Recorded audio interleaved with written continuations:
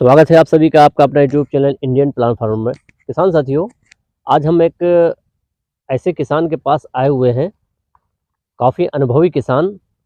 पूरे क्षेत्र में इनसे अनुभवी किसान मुझे तो आज तक कभी नहीं मिला है और ज़्यादातर हमारे किसान भाई इनसे खेती के मामले में पूछताछ भी करते हैं और ये सबको बताते भी हैं। पहले इनके पिताजी खेती करते थे, अब कई सालों से ये खेती खुद करते हैं और इनके पास कई पर एक लगभग कई तरह से खेती करते हैं, जैसे धान, गेहूँ, बैगन, आलू, आम की बागवानी।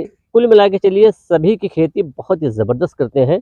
और आज हम इस विषय पर बात करना चाहते हैं कि इनका आलू के प्लाट में आया हुआ हूँ और इस आलू के प्लाट में आपको हम दिखाएंगे पूरे खेत में कहीं पर कोई रोग नहीं लगा हुआ है। और इनका कहना है कि कई सालों से हम खेती करते हैं आलू की और आलू की खेती में आज तक रोग नहीं आया। तो इसी विषय पर हम इनसे चर्चा करेंगे कि आलू पर जहाँ पर लोग 5-5 स्प्रे करते हैं, वहाँ पर सिर्फ एक स्प्रे किया हुआ आलू का, वो भी बहुत ही सस्ती और हल्की दवा से स्प्रे करते हैं। तो इनसे हम जानेंगे, पूरी चर्चा करेंगे। इसलिए आपको वीडियो पे बना रहना बहुत ज़रूरी है। और वीडियो पे अगर किसान साथी जो लोग पहली बार आए हैं, वीडियो को लाइक और चैनल को सब्सक्राइब ज़रूर कर दें ताकि ऐसे ही बेहतरीन जानकारी आप तक पहुंचे।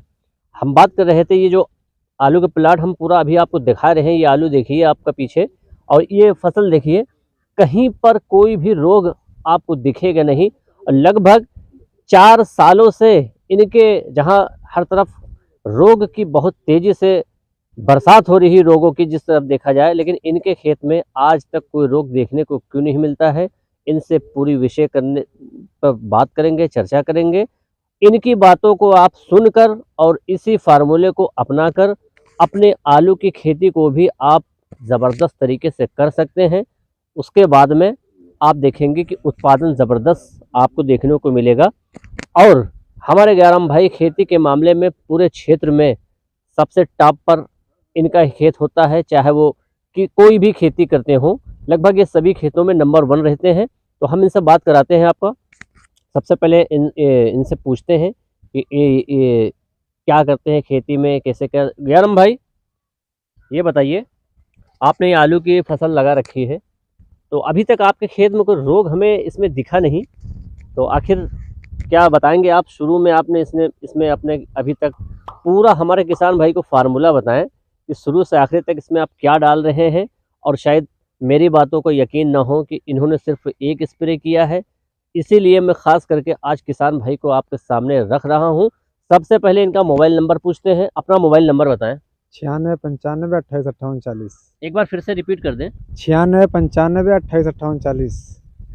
इन्होंने अपना मोबाइल नंबर भी बताया है। अब ये अपना तजुर्बा बताएंगे कि इन्होंने आलू की बुआई से लेकर अब तक इसमें क्या चीज़ लगाई है, क्या चीज़, ताकि आपको भी जानकारी पता चले।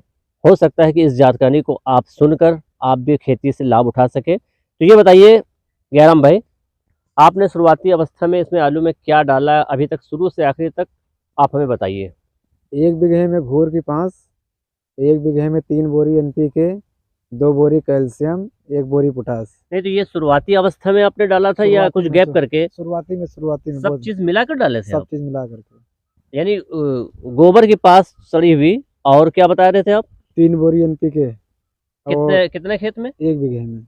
1 बीघे में? 1 बीघे में 1 बीघे में कितना? 3 बोरी। 3 बोरी NPK 1 एकड़ में डाला होगा? 3 बीघे, 1 बीघे में 3 बोरी।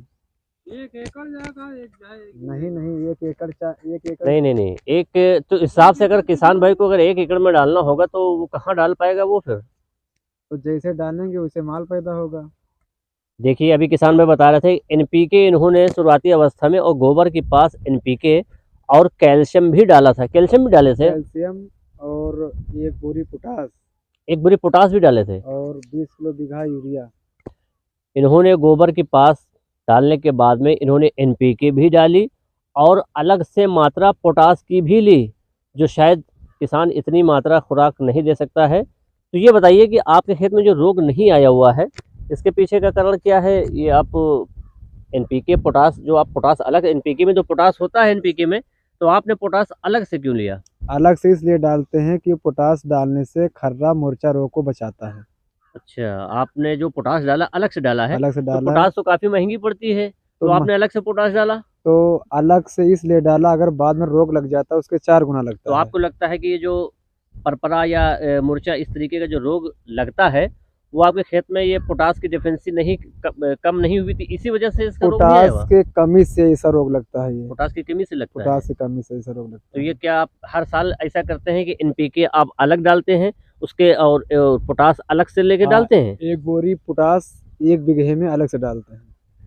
किसान भाई ने बहुत अच्छी बात बताई है कि एनपीके तो ये डालते ही हैं, प्लस पोटास की मात्रा अलग से लेकर डालते हैं, जबकि एनपीके में पोटास होता है, लेकिन पोटास की मात्रा अलग से लेते हैं। इनका कहना है कि पोटास डालने पर हमारे जो 55 दिन बाद या 50 दिन बाद जो रोग मुरचा या पत्ते जो लाल पड़ते हैं, इसका कारण जो है पोटास ही होता है। ये किसान में बता रहे हैं कि हम कई सालों से ऐसा ही करते हैं, तो हमारे खेत में पोटास कमी नहीं होता है और पोटास की कमी नहीं होने देते हैं। इसी वजह से हमारे खेत में कभी रोग नहीं आता है। और ये कैल्शियम भी डालते हैं। और ये बताइए, ये बात तो समझ में आ गई होगी किसान के कि पोटास, जिन किसान भाइयों ने पोटास की अलग मात्रा ली होगी, यानी अगर एनपीके अगर डाला है उसके साथ में अलग से बोरी पोटास लिया है, उनके खेत में जो लाल पत्ती रोग लगता है या मुरचा रोग लगता है, ये देखने को बिल्कुल भी नहीं मिलेगा। और पीछे जो प्लाट है, ये आप खुद देख लीजिए कि इनके खेत में अभी तक ऐसा कुछ भी मामला देखने को नहीं मिला है। वजह यही है कि पोटास की मात्रा की कमी नहीं होने देते हैं। तो ये बताइए, और स्प्रे में आपने क्या लगाया है? स्प्रे में कुछ नहीं लगा उसमें, अरे थोड़ा सा सल तेज बोले। सल्फर लगाए, एनपीके लगाए हैं बस। सल्फर और M45। 45। M45 और यानी कि आप हर साल जो खेती करते हैं तो पोटास जरूर डालते हैं आप? पोटास जरूर डालते हैं। सिर्फ M45 डाला है, एम सल्फर डाला है? M45 सल्फर सल्फर बस, इसके बस। अलावा अब स्प्रे स्प्रे कब करने का इरादा है? आप कब करेंगे स्प्रे आप? कोई रोग है नहीं इसमें, क्या करे स्प्रे। किसान भाई कहना है कोई रोग है ही नहीं, लेकिन ध्यान रख लें पोटास की मात्रा, जिन भी आलू के किसानी जो खेती करते हैं, अगर पोटास की सही मात्रा दी है, उनके में ये रोग बिल्कुल भी, जो लाल पत्ती मुरचा रोग लगता है, वो बिल्कुल भी देखने को नहीं मिलता है। तो उम्मीद है इस बार नहीं, लेकिन नेक्स्ट बार ध्यान रख लें, पोटास की डिफेंसी यानी पोटास की कमी अपने खेत में नहीं होने देना है। जहाँ पर अगर एनपीके डाया कुछ भी ले रहे हैं, तो वहाँ पर अलग से पोटास आपको लेना है, तभी ही आपकी ये रोग से बचा जा सकता है। प्लस कैल्शियम का भी उन्होंने ज़मीन में डाला है। दूसरी बात, इन्होंने जो स्प्रे लगाया है वो M45 और सल्फर का ही स्प्रे लगाया है। तो उम्मीद है जानकारी समझ आई होगी। ऐसे ही जानकारी के लिए देखते रहें इंडियन प्लांट फार्मर। मिलते हैं एक और शानदार वीडियो में। धन्यवाद।